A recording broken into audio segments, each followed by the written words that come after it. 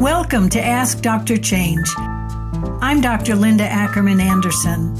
I'm happy to have you join me today to explore how to seriously up-level your leadership and consulting to transformational changes, all through conscious change leadership. Welcome. Today's podcast is a special event. I'm doing this with my life partner and business partner, Dean Anderson. We're going today to talk about conscious change leadership. I promised this deeper dive into the backdrop of all of what we're talking about in this podcast. So we'd like to explore conscious change leadership to make it relevant to how you are doing the work that you are doing. But first, Dean, introduce yourself. Well, I'm your life partner. That's the good news. I'm Dean Anderson, and my main passion in life is development. How human beings, how organizations, how communities, how our planet can consciously evolve. And so that's been my life work since I was a little kid. I was a high performer, world-class athlete, swimmer, and water polo player. As a youth, went to Stanford, got a couple of degrees there. In that time were kind of my formative years about how do we actually optimize performance. And then my interests expand from the individual to how we do it in relationship, how we do it in teams. When we met, it was about how we do it in organizations. And currently my main focus is how do we do it in the world. I'm a lifelong learner. I love things like learning about regenerative farming, which is my current passion. So we're restoring 120 acres on our ranch, and I've got an awesome family. Absolutely. Wonderful. Well, thanks. So I want to start, I'm going to ask Dean and both of us a number of questions, and we'll go back and forth in our dialogue about this. The most important place to start, I think, is why conscious change leadership? What is this about? Why is it important? And I assume you mean by that why, meaning what's the benefit? What's the impact? Yeah, why does it matter? Well, it matters because if we're going to do things like have a planet that can thrive into a future, and if we're going to do things like make our organizations better, respond to our customers or our marketplace more effectively, if we're going to evolve ourselves as humans and have less suffering in the world and, more joy in family systems and school systems and increase our quality of health care and pick your thing about life, how do we make it better? How do we develop ourselves over time? So conscious change leadership is basically that study, the science and the art of how humans evolve as it relates to making the world better. Now, our focus, of course, has been on individuals and organizations, but we can put that focus any place. Absolutely. So what's important to me is that for everyone to know that this is a body of work that we've been evolving and researching for over 40 years. No, I'm not even 40 years old. You wish. So Really, we have been trying and testing and learning and evolving and adding as we've proceeded throughout our careers and working with organizations and leaders and communities. So let's start with, what is this thing? What is conscious change leadership? Let's take it a little bit at a time, and then we'll do a deeper dive into it. Okay.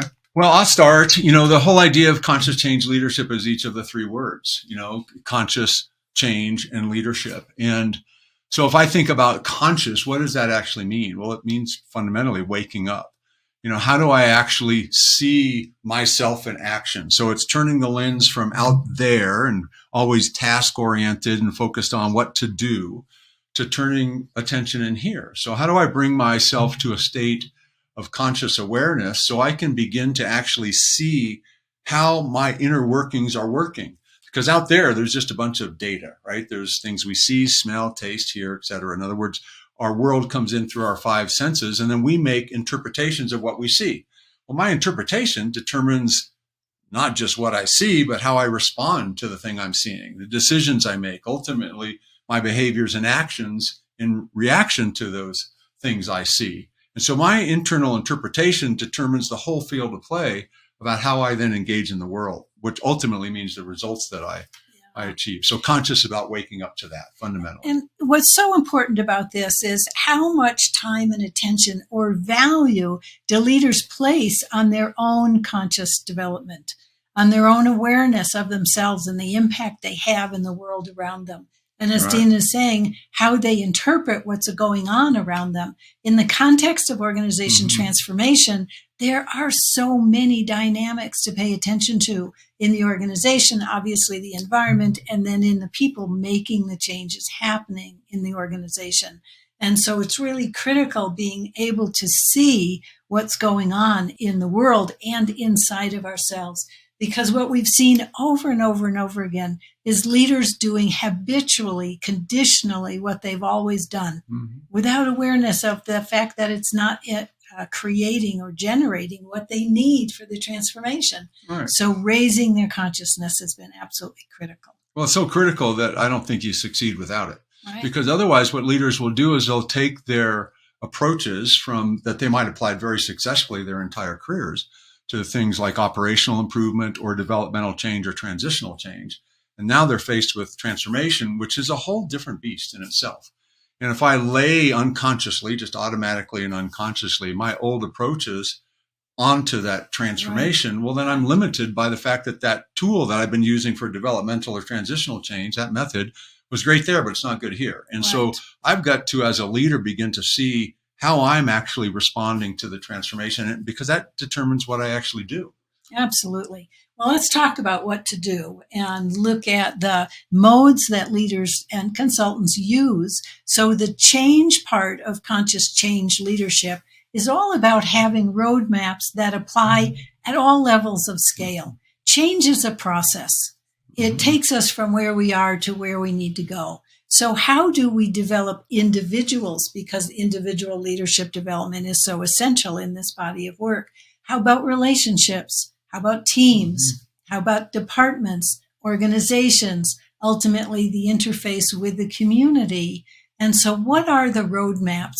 The body of work in conscious change leadership has a whole curriculum of roadmaps that are tried, true, proven, and continue to evolve as we discover new things that have to be incorporated into them.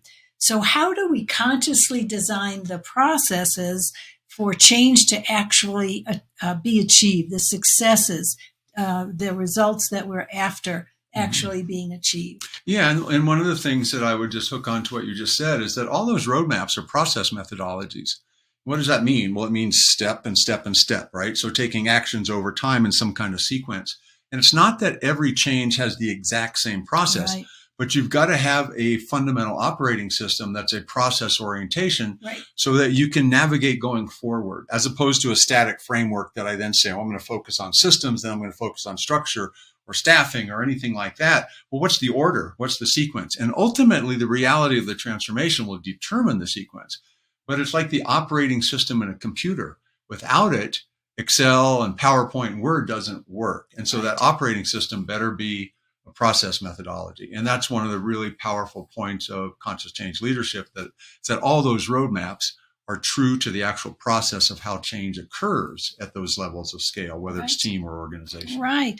And where so many process methodologies or framework methodologies address what's happening out there in the organization, in conscious change leadership, the core methodologies at all levels of scale deal with what's happening internally to people, the human dynamics, relationship and cultural dynamics, as well as what's happening in the organization. It takes conscious awareness to design a process for transformation to succeed. Right. And the methodologies are essential to point in all the directions of everything that we need to be looking at. Right. So we've got conscious, we've got change, and then leadership. Yes. And so for me, the really big thing about leadership is that leadership used to be, based on leader as hero, right? And the command and control orientation coming out of the military, which is all great in a crisis, right? You need to know all of the clarity around roles, responsibilities, decision-making. Let's get action right now. In today's world, the dynamic nature of reality has so many variables that no one person, the leader, has the answer. It takes a tribe, right? It takes a village. And what that means to me is that we've got to co-create. We've got to collaborate together in a way that we're all aligned to what we're actually trying to produce. And so what's the leader's job in that? Well, fundamentally, the leader's job is to unleash the human potential in the people around them. And yeah, sometimes to be out in front, but sometimes to be way in the back. Sometimes to be offside, right? To let people just do what they can do. And the orientation of leadership is not me now having the answer, but me actually being the facilitator of other people's empowerment. And that's a radical paradigm shift. Right. And a critical paradigm shift, as well as that, is leaders committing to do what's best for the overall system, the overall organization, what we call the big win. Now, people have their own individual agendas. I want what I want, you want what you want. So many change efforts in organizations are led as silo efforts without any integration, without any collaboration or co-creation between them. So the integration is essential so that each one of them is doing what's necessary for the greater whole, for the best outcome for the organization itself. That's a critical conscious paradigm shift, because so much consciousness in leaders today is about, I want it to go my way. Yeah. And that doesn't work in a conscious change leadership approach. We have to do what's best for the overall system, as well as empowering all of the contributors throughout the organization at all levels to bring their best and to want to. So how do we deal with so much resistance in organizations? How do we set up transformation so that individual stakeholders actually want to make their best contribution for the good of the whole? Yeah, and if your leader is, bossing you around and you're now just the victim of that leadership and kind of sitting on your hands until they tell you what to do, pretty hard to get people motivated and empowered to own it, right? But when leadership is embracing everybody's talent to come forth, then all of a sudden people are kind of nudging the leader out of the way and say, we got this. Right. And that's one of those telltale signs that when you see that in a transformation, you're going to be successful, because you got people that have come out of the stands and now they're actually on the playing field making a difference. And so the whole idea of conscious change leadership is to have leaders in that kind of capability. And it starts with their awareness, which cycles us back to conscious, right? Absolutely. So think of the cultural implications of what we're talking about. So addressing culture, transforming culture, it's a core driver of successful transformation, because every piece of this, bringing consciousness, self-awareness, bringing change modalities, and leadership style radical shifts, is all producing a culture that will actually deliver greater success rates than we've ever seen before. We call them breakthrough results, and that's what we're after here. Yeah. So if you're going for breakthrough, you're raising the bar and you're trying to actually achieve something that's extraordinary. Yeah. And if you're using today's, so-called modern approaches to change, where we've got that crazy failure rate that's been stuck for, 20, 30 years, around 60+% of transformations fail. Well, why use those methodologies? Some of them are great, like change management, project management, very useful, but partial. You can't drive your whole transformation off of that body of work because it's just too limited. And so the whole idea of conscious change leadership, maybe what we ought to talk about is the accountability model. Yeah. Because it really points out what we're addressing as conscious change leaders. Like, what are we accountable for? And if you look at this model, the face of it, the 4 quadrants, comes from a brilliant man named Ken Wilber. And we've kind of adapted this, quite honestly, because when we found Ken's model, we went, wow, that's the way we think. That's how we've been talking about this. And now we can put it into Ken's really slick, simple, 2x2 matrix. And so what this model is showing is that we all, as conscious change leaders, have to address these 4 quadrants of mindset, our own and others, right? We've got to work with changing our mindsets and helping others do the same. We've got to work with behavior and skills, ours, everybody else's. We've got to work with culture, and we've got to work with the systems, right? So structure, strategy, technology, our business processes, all of that is in game. We've got to do that. Right. And we've got to do it at all levels of scale. Yeah. So the individual, we've got to work with relationships, because if Betty and George over there are still fighting as EVPs, guess what? That's in the way of our transformational success.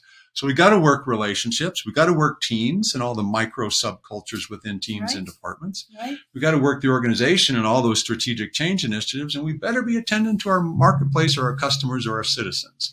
Now, look at the complexity of laying all that out. Mindset, behavior, culture, all the systems, all the tangible aspects of organizations at all levels of scale. That's a lot to pay attention to. That's a part of building the conscious awareness and the capability of being able to witness complexity in action. that's an essential capability in conscious change leadership. Yeah. And how many times have you had clients or prospective clients say, hey, can you make it simpler? It's like, wait a minute. Reality, your reality in your organization is what it is. It's as complicated and simple as it is, and we can't change it, neither can you. So you want to deal with reality or the fantasy of simplicity? Right. And of course, the fantasy of simplicity is going to shortchange your outcome. So let's deal with reality. And so the interesting thing for me, Lindy, is that all these years for us, it's been discovering what we or even our clients are not seeing and then build something that addresses what they're not seeing. Yes. That's been our journey for 45 years now. And the backbone of our whole approach is helping leaders see what they don't see, and consultants like us. Right. And so the ability to lay out the complexity so that people can now say, now it's on my screen. Now I can see what you're talking about. Right. I had a sense of it before, or I totally never saw it before. Right. And now with this modality and these templates, I can begin to actually see what may in fact be the leverage points to our success, especially when we put all that complexity together. Yeah. And just think about the evolution of the market even. There was a time where you just never talked about culture. When we started, you couldn't use the word transformation, right? If you use the word transformation, you are a hippie smoking dope in San Francisco. I mean, you're just, what? That's too warm and fuzzy. Now it's everywhere. Everybody does transformational work. Well, that's an evolution of the market. And it used to be that if you were only, well, not if, the mantra was you only focus on the task. Yeah. Then we had the whole number of folks that are saying, well, culture eats strategy for lunch. Well, what does that mean? It means that if you're not addressing culture, all of your good work and your transformation is for naught because culture is just going to eat it, right? It's just going to slip right back to the old way of being. And so now what we're saying is as conscious change leaders, you better be addressing the internal dynamics, right? Mindset is to the individual as culture is to the system. You better be addressing the left-hand two quadrants at all levels of scale, right? So how does that department over there that's not really getting on board with a transformation, what's their culture and what's their mindset? And what are they thinking that has them not see what they're not seeing? Right. We got to address that and bring it into our change plan. And what modalities today do that? None. Yeah. And so, there's a few, very few and largely. I mean, we're getting towards executive mindfulness, right? Bringing it into the executive coaching world. So we're leaning. And being, learning oriented, very, very essential. Dealing with sponsorship readiness and, those kinds of things. And if we look at the whole idea of transformation and all the complexities, there are many, many, many slices to the pie. And so what we're offering with this system of transformation with conscious change leadership is the pie that embeds, includes, incorporates all of the pieces of the pie that do exist today that are very valuable, contributing to the success of the pie. But we're looking at how do we create, which we have done, a modality that is the pie itself and all of the individual pieces that need to be developed. And it's highly doable. Part of the interesting way for me to think about this is how this evolved, how we actually have created this over these 4 decades plus. Yeah. And so, all those years both of us started back in the day when there really wasn't so much even a change management field. There was an organization development, organization effectiveness, kind of a consulting arm, if you would, inside and outside organizations. Psychology was big. Yeah. And we're going back to the 50s here. Sorry to age us, but that's what we're doing. You are. For me, I was like 70s. But but with all that started in the 50s, and then you and I really started to do our practices in the late 70s, right? And so my point about this is that it used to be back in those days that we've had a certain mindset, and that mindset has grown. And then in the 80s, and you were the first to really define organization transformation in that first article around 3 types of change. But there are a number of the organization development consultants back then, with you at the lead of this in many ways, were saying, hey, there's a different type of change emerging. And what are its dynamics? And we began to then lean into it and realize that, our current ways of operating aren't sufficient for this. Right. And then you and I kind of, fell in love and got married. but our conversation was, what are we not seeing? And so 45 years later, we still ask that, what are we not seeing? Right. And so what we've done for all these years is go do projects, come back, take the learning and best practices, do the after action review, and saying, what was the client not seeing and what did we not have available to help them see it? Oh, we need to now build this. And so a dozen training programs later, probably 50 different consulting interventions, 2,000 pages of how-to and the Change Leaders Roadmap, a whole breakthrough coaching school, like all of that has been built to answer the question, what are our clients not seeing and how do we help them see it? Because if you don't see it, you can't manage it or lead it or navigate it.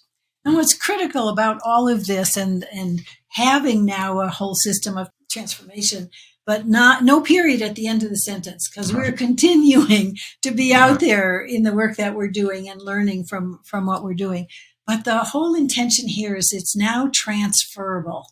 Right. We've tried it. We've tested it. We've proven it. We've done this in so many public, private, large, small, military, and it's now transferable.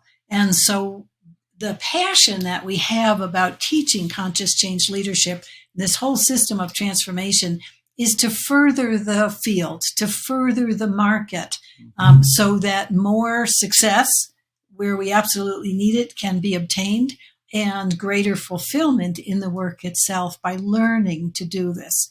The issue is people stepping in, leaning in to say, I want to be successful in doing this. It doesn't have to be this hard. Yeah, so let's make it a little pragmatic. So what does it mean on the ground again? So if we think of conscious change and leadership, so for us in a transformational effort that we're supporting in any kind of industry, whether it's again the military or some big retail business, is that it all starts with helping the leaders see what they don't see. And so there's a whole 4-day intervention that has up to 2 years of ongoing work with them, helping develop their seeing. And so if you've introduced it all or been introduced at all to the whole idea of vertical leadership development, that's a piece of this. Yeah. How do we actually develop leaders over years so that they can climb the ladder of the evolution of their own consciousness, so they can see a bigger picture, see interdependencies, see cause and effect that they otherwise miss, so they can solve bigger challenges. Right. So there's a whole track there around coaching and development, self-mastery, and on, right, for leaders. And then in the change piece, it's a whole host of pieces of work that we could bring, and I'll let you speak to that because that's your domain. The focus, every organization has major projects. Some organizations are making the courageous move to take on transformation of the entire enterprise. Those require roadmaps. Those require methodologies, tools, support, ways of being that support, whether it's at the enterprise level or the project level. Since so much of the work that is being surfaced as problematic is project-oriented, the Change Leaders Roadmap is our methodology. And again, first tried and tested even before it was ever described, and set 1977. So that's where the skeleton came out of the closet. That's where the skeleton started of all of that. So it's been evolving all of this time. It's been graying my hair all of this time. So the Change Leaders Roadmap is all about how projects need to be consciously led, designed, implemented, course corrected to produce sustainable results. So there are certifications now, trainings, and our 2 books, which, I've mentioned before, Beyond Change Management and the Change Leaders Roadmap, which are still very much in use as classics today, help to further describe that work. And then there's the actual development. So one of the good news is of COVID is allowing us to put our Leading Transformational Change program online so that we're able to teach people around the consultants and leaders around the world. So there's trainings that can produce the skills and capability and understanding of leading transformational projects successfully. Yeah, so on the ground. So for us then, in a change effort, we would take the project teams, right? Whether it's one project or multiple projects, what it usually is, right? 5 or 6 different projects in a big transformation. Take those teams, those team leaders, teach them the CLR, the Change Leaders Roadmap, They would get exposure to the 10 strategies of leading transformation through the LTC course, the Leading Transformational Change course. We would then put consulting support to each of those project teams, right, while at the same time developing the sponsors through our sponsorship training to teach them how to actually sponsor transformation, not just throw it over the fence and delegate and go away, but actually be leaders of the project and transformation so they can, get the support the teams need.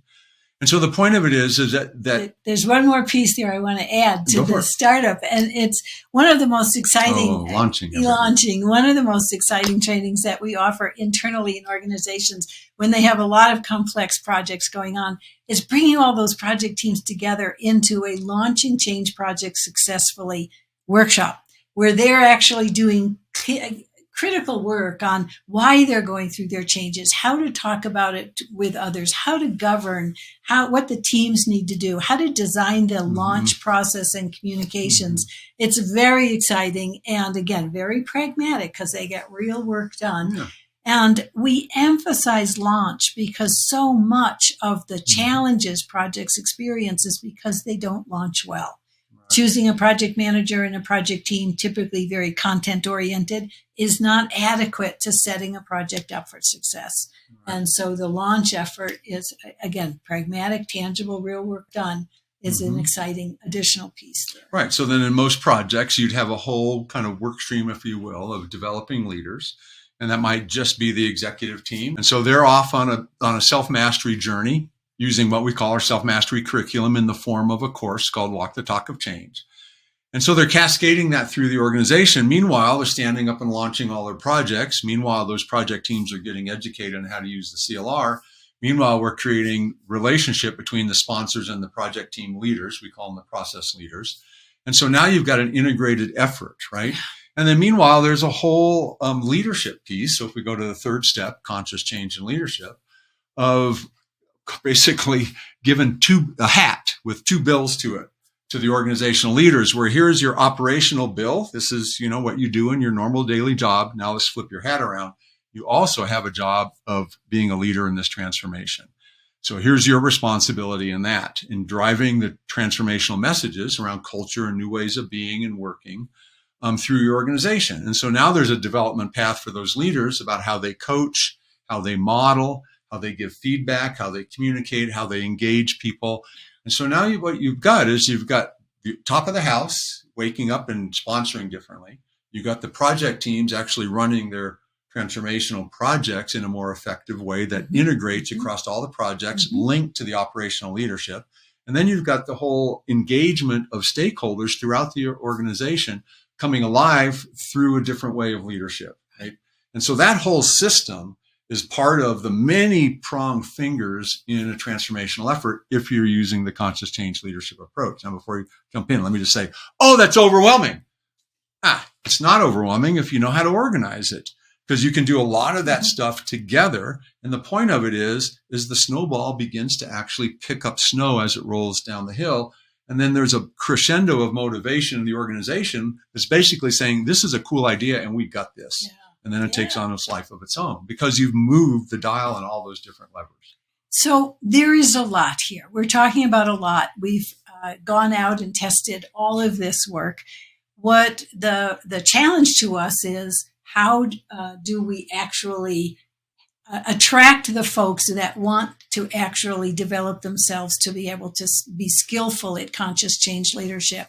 We have for years talked about visionary leaders, visionary consultants, and those are the folks. It's fun. It's so much fun. It's not the folks that wouldn't entertain this work are not the folks that are going to take on this work, obviously, but those that are visionary, those that see the possibility, those that recognize, even if it's just a hint, that something else is needed here. How do we actually put that into place? That's the call to conscious change leadership. And it's happening. It's happening. I mean, despite us or anybody else, it's happening. And so if you think back, into those, 70s, 80s, is the focus was on change management, just, a new kind of field, and project management. And it was very task oriented in project management. Let's organize the doing. And we bring change management in to handle the people. Now what we're seeing in the marketplace is there's more and more folks that are talking about, well, leaders. So we're going from change management to change leadership. Yep. Leaders need to be involved. Yep. And we've got this whole arm of what's happening in leadership development around executive mindfulness. So where people are now starting to turn inward. And all that is awesome. That's the natural evolution. Well, the next evolution is to go big system and integration, right? We just described a bit of that. And so that larger perspective is conscious change leadership, where I'm actually seeing a bigger whole because I'm waking up myself, doing my inner work to actually clear the lens of my own mindset so I can begin to see what I didn't see previously and change my own behavior so I can step into a more co-creative leadership style and see more of the integrated process that transformation requires. That is the next evolution. It will happen, whether we call it conscious change leadership or anything else. But why? Because it has to. The problems that we're faced in the world and our organization and communities today requires us to actually see what's going on and then respond effectively. We don't do it, we face plant. Yeah. Right? So you can probably tell from our excitement about this, we are very passionate, very committed, very much wanting to push the edge of the field and our capabilities, both for leaders and for consultants. So we've covered a lot of ground today and appreciate your attention. I would even encourage you to listen a second time to hear what you may not have heard the first time, because this work is very rich, very deep. And also, please feel free to reach out to us. If this prompts questions for you, the podcast is Ask Dr. Change. So please go to askdrchange.com and let us know your questions about this work. And we will be happy to do additional episodes to support you in this. We hope we've intrigued you around conscious change leadership as the next edge of this profession. Thanks for spending some time with me today. I hope you gained some valuable insights for your work. Please send me your questions and challenges by going to askdrchange.com.